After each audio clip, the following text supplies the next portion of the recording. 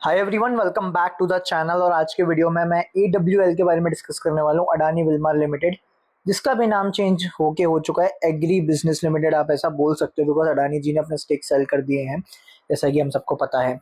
तो मैं इसको अडानी विल्मर करके ही प्रोनाउंस करूंगा, सो आप लोग समझ जाना, ठीक है। वीडियो स्टार्ट करने के पहले मेरी एक रिक्वेस्ट है, चैनल को सब्सक्राइब कर लेना अभी तक नहीं किया है, बेल आइकन को प्रेस कर देना, और नीचे एक टेलीग्राम चैनल का लिंक है, उसमें आप लोग ज्वाइन कर लीजिए। वहाँ पे कोई टिप्स या कुछ भी सर्विस नहीं बेची जाती, वहाँ पे सिर्फ और सिर्फ जो भी मार्केट के इंसाइट्स होते हैं डे टू डे बेसिस पे वो मैं अपलोड करते रहता हूँ, जितनी मेरी समझ है उसके अकॉर्डिंग, ठीक है। नाउ आगे बढ़ते हैं और आज हम पूरा डिस्कस करेंगे अडानी विल्मर के बारे में। पहले हम इसका बिजनेस देखेंगे, ठीक है, देन हम इसके फाइनेंशियल्स देखेंगे, देन हम जाके देखेंगे इसके टेक्निकल्स, एंड कोई स्ट्रेटजी अप्लाई हो रही है क्या वो भी हम देखेंगे, क्या पहले कोई स्ट्रेटजी अप्लाई हो रही थी वो भी हम देखेंगे, ठीक है। तो स्टार्ट करते हैं बिना किसी डिले के। चैनल को सब्सक्राइब जरूर कर देना। सबसे पहले हम चले जाते हैं इसके बिजनेस के ऊपर। तो बिजनेस जानने के लिए सबसे बेस्ट चीज क्या है, स्क्रीनर पे आओ, यहाँ पे आपको इसका वेबसाइट मिलेगा। डायरेक्ट वेबसाइट पे आ जाओ तो आपके जो भी इसके प्रोडक्ट्स हैं, जो भी हैं, आई डोंट नो ये एरर कैसे दिखा सकता है भाई इतना बड़ा कंपनी का। चलो ठीक है, कोई बात नहीं, यहाँ पे नहीं जाते, हम यहाँ पे देख लेते हैं। आई डोंट नो क्यों एरर बता रहा है, वैसे बताना तो नहीं चाहिए। तो यहाँ पे हम देख लेते हैं, अडानी विल्मर जो है वो एडिबल ऑयल के बिजनेस में है। जो भी फॉर्च्यून का जो ऑयल आता है ना, आपके घर में भी काफी ऑयल आता होगा फॉर्च्यून कंपनी का। कंपनी जैसे सनफ्लावर ऑयल बनाती है, ग्राउंडनट ऑयल बनाती है, मस्टर्ड ऑयल बनाती है, राइस ब्रान ऑयल बनाती है, सोयाबीन ऑयल बनाती है। तो जितने भी ऑयल्स का जो है, तो Fortune is the market leader in oils, अगर आप सोचोगे एडिबल ऑयल्स में, ठीक है। तो मार्केट लीडिंग ये है। और पूरा का पूरा बिजनेस अगर हम समझें तो पूरा का पूरा बिजनेस जो है वो FMCG का बिजनेस है, फास्ट मूविंग कंज्यूमर गुड्स का, ठीक है। ये लोग काफी सारी चीजें बनाते हैं इंडस्ट्री एसेंशियल्स में, जैसे क्या क्या आता है, ठीक है। ये सोप नूडल्स वगैरह, ग्लिसरीन, ये सब चीजें भी कॉस्मेटिक में भी धीरे धीरे आ रहे हैं। पोहा वोहा वगैरह ये सब चीजें भी ये लोग बनाते हैं। अब यहाँ पे आप देखोगे, company offers essential kitchen staples including wheat, rice, flour, besan, pulses, sugar free under the brands Fortune and Kohinoor. Kohinoor का जो ब्रांड है वो भी इन लोगों का ही है, ठीक है। तो ये जो पर्टिकुलर बिजनेस है, ये ऐसा बिजनेस है जो कभी बंद नहीं हो सकता। सबसे पहली बात हमें ये जाननी होती है किसी भी बिजनेस को स्टडी करते टाइम, कि भाई क्या वो आने वाले टाइम में वो बंद हो जाएगा, क्या उसकी प्रोडक्ट्स और सर्विसेज की डिमांड कम हो जाएगी, क्या लोगों का टेस्ट बदल जाएगा, और ये जो पर्टिकुलर प्रोडक्ट्स हैं क्या ये लोग ये कंज्यूम करना बंद कर देंगे, ठीक है।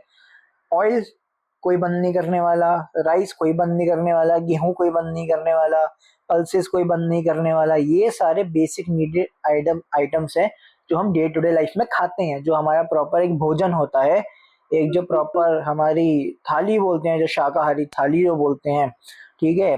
तो ये जो प्रोडक्ट्स हैं ये उसमें लगते हैं, तो ये प्रोडक्ट्स कभी बंद नहीं हो सकते। And Fortune is market leading brand, also Kohinoor is also market leading brand, and इनके बाकी के प्रोडक्ट्स भी धीरे धीरे मार्केट को पकड़ रहे हैं। यहाँ तक समझ में आया। तो इसका जो प्रोडक्ट्स हैं वो कभी आने वाले टाइम में बंद नहीं हो सकते, मतलब कोई कंज्यूम करना उसको बंद नहीं करेगा, उसकी डिमांड कम नहीं होगी अनटिल अनलेस कोई बहुत ही मेजर चेंज आ जाए, ठीक है। अब जैसे इंडिया यूएस की डील चल रही है, ठीक है, इंडिया यूएस ट्रेड डील चल रही है, तो यूएस बोल रहा है कि भाई मुझे आपके एग्रीकल्चर मार्केट में एंट्री चाहिए। अगर इंडिया कर देता है एग्रीकल्चर मार्केट में एंट्री यूएस की, तो शायद से यूएस के जो प्रोडक्ट्स आएंगे वो थोड़े सस्ते दामों पे आएंगे, बिकॉज वो पहले मार्केट को तोड़ते हैं। 10 रुपए वाली चीज वो 5 रुपए में देंगे, पूरी मार्केट को तोड़ देंगे, सब लोगों को अपना वो बना देंगे एक तरह से कि तुम हमारे प्रोडक्ट पे डिपेंड हो जाओ। तो उस टाइम पे हो सकता है हमारे जो इंडिया के प्रोडक्ट्स हैं, जो इंडिया में बन रहे हैं, जो इंडिया में सप्लाई हो रहे हैं, उनका डिमांड थोड़ा सा कम हो जाए because of the pricing power and everything, ठीक है। बट वो एज सच होता हुआ दिख नहीं रहा है, बिकॉज वो डील में अभी तक वो बात हुई नहीं है। अगर वो कंसिडर करना होता तो कब का इंडिया कर चुका होता, ठीक है। यहाँ तक क्लियर है। Now let's go to the financials. इसके फाइनेंशियल्स बोल क्या रहे हैं भाई, स्टॉक प्राइस इतना डाउन आ गया है, वो भी हम देखेंगे। कंपनी 27,000 करोड़ रुपए की मार्केट कैप के साथ में है, 25 का पी चल रहा है। एक बार पी हम देख लेते हैं, इसका मैक्स करके देख लेते हैं। ये कंपनी कब लिस्ट हुई थी हमारी, 2022 में लिस्ट हुई थी। 10 ईयर, हम इसको 5 ईयर्स का देख लेते हैं। 5 ईयर्स में मीडियन बी के नीचे चल रहे हैं, मीडियन बी और 75। 3 ईयर्स में भी मीडियन बी के नीचे चल रहा है, 1 ईयर में भी चल रहा है, एंड 6 मंथ्स में भी चल रहा है, ठीक है। और इसका जो इंडस्ट्री पी ही है, तो इंडस्ट्री पी है median B, that is 21, it is trading around 25, ठीक है। अब जो बाकी के जो ब्रांड्स है, जैसे मैरिको हो गया, पतंजलि हो गया, ये 25 के भी ऊपर ट्रेड कर रहा है। सनड्रॉप भी 60 पे चल रहा है, कियान एग्रो भी 31 पे चल रहा है, ठीक है। श्री वेंकटेश भी 25 पे चल रहा है। तो ये कहीं ना कहीं ओवर वैल्यूड तो नजर में नहीं आ रहा है, इतना हमें समझ में आ रहा है कि भाई ओवर वैल्यूड तो नहीं है। स्टॉक प्राइस में प्रेशर बना हुआ है because of some external factors. Adani ji ने भी एग्जिट किया, देन ट्रेड डील का कुछ चल रहा है, कहीं एग्रीकल्चर प्रोडक्ट्स में उसको एंट्री ना मिल जाए थोड़े बहुत चीज़ों में, ठीक है, यहाँ पे वो चीज़ें चल रही हैं। नाउ अगर हम इसको आगे देखते हैं, क्या इसके प्रॉफिट एंड लॉस स्टेटमेंट में कुछ प्रॉब्लम आया है? अगर आप इसका सेल्स देखोगे, हाईएस्ट एवर है 69,000 करोड़ की। नेट प्रॉफिट देखोगे तो सेकंड हाईएस्ट है, यहाँ पे 1200 करोड़ का था, अभी 1000 करोड़ का हो गया है, ठीक है, यहाँ तक क्लियर है।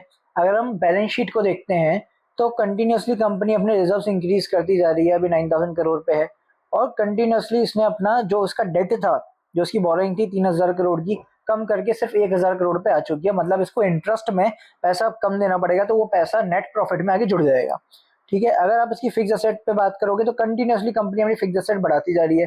पहले 5000 करोड़ की थी, अभी 6600 करोड़ की हो चुकी है। फिक्स असेट में क्या क्या बढ़ा है वो एक बार देख लेते हैं हम।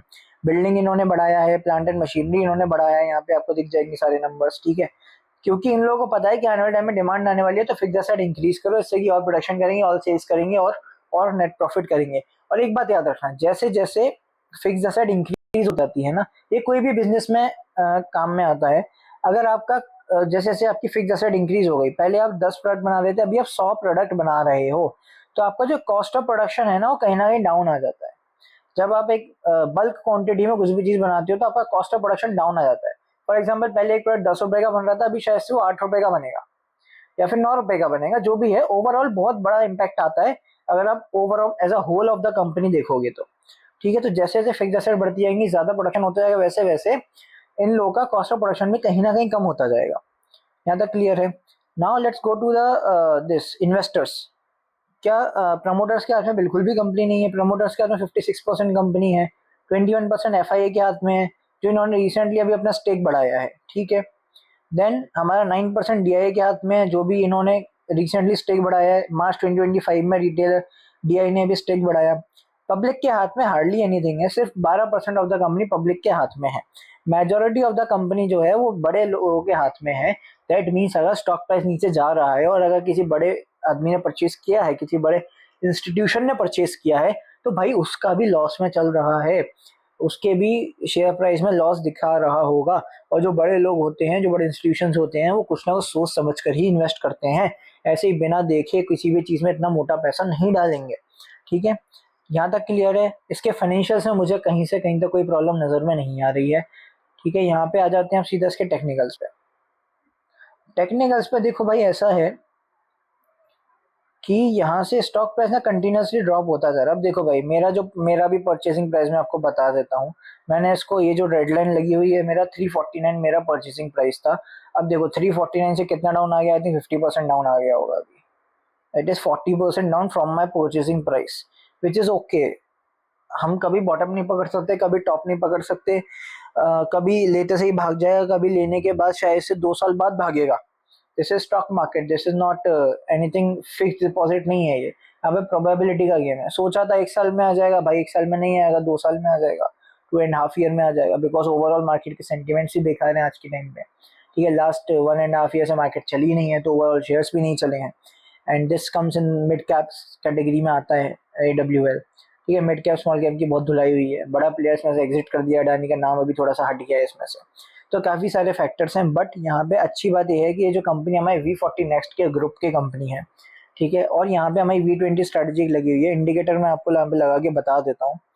इंडिकेटर किसी को चाहिए V20 वाला, तो मैंने एक वीडियो बना रखी है, आप लोग जाके देख सकते हैं। आप कमेंट कर देना V20 इंडिकेटर, तो मैं आप लोगों को लिंक भी भेज दूंगा, ठीक है। ये देखो, ये प्रॉपर एक मूवमेंट थी हमारी 20% से ज़्यादा की, हमारा इंडिकेटर बता रहा है। अब इसके बेसिस पे यहाँ कहीं पे इसने टच किया था, तो मैंने इसको यहीं कहीं पे परचेज किया था, टू बी ऑनेस्ट।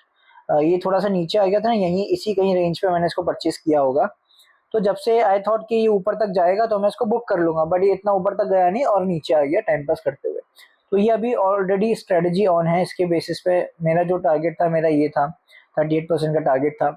अब आने वाले टाइम में देखते हैं क्या करना है, बिकॉज लॉस में तो हम सेल करते नहीं है, बिकॉज बिजनेस सॉलिड है, business is solid, financial is solid. सिर्फ स्टॉक प्राइस नीचे आ रहा है, दैट मीन्स यहाँ पे कोई बड़ी प्रॉब्लम नहीं है। स्टॉक प्राइस कभी भी नीचे आ सकता है, किसी भी फैक्टर की वजह से नीचे आ सकता है, तो वो वॉलेटिलिटी हमेशा बनी रहेगी मार्केट में। Overall it is a very good company according to me, मेरा कोई भी बाय और सेल रिकमेंडेशन आप लोगों के लिए नहीं है। जो भी आपको डिसीजन लेना है अपने हिसाब से लीजिएगा, अपनी स्टडी खुद करके लीजिएगा। मेरे हिसाब से बिजनेस भी सॉलिड है भाई, फाइनेंशियल में भी कोई प्रॉब्लम मुझे नज़र में नहीं आ रही है। सिर्फ स्टॉक प्राइस नीचे आ रहा है, उसके काफ़ी सारे एक्सटर्नल फैक्टर्स हो सकते हैं और स्टॉक प्राइस किसी भी रीज़न की वजह से वापस आ सकता है। We have to see the core thing, उसका कोर मजबूत है या नहीं। अगर उसका कोर मजबूत है तो पूरा का पूरा ये जो भार है वो इजीली उठा लेगा और आने वाले टाइम में रिकवर कर जाएगा। ठीक है, अगेन मेरी एक रिक्वेस्ट है, चैनल को सब्सक्राइब कर लेना, कुछ वैल्यू आपको मिली हो इस वीडियो से, और टेलीग्राम चैनल को ज्वाइन कर लेना सो दैट डेली के इंसाइट्स आपको मिलते हैं। मिलते हैं नेक्स्ट वीडियो में, till then see you guys, thank you.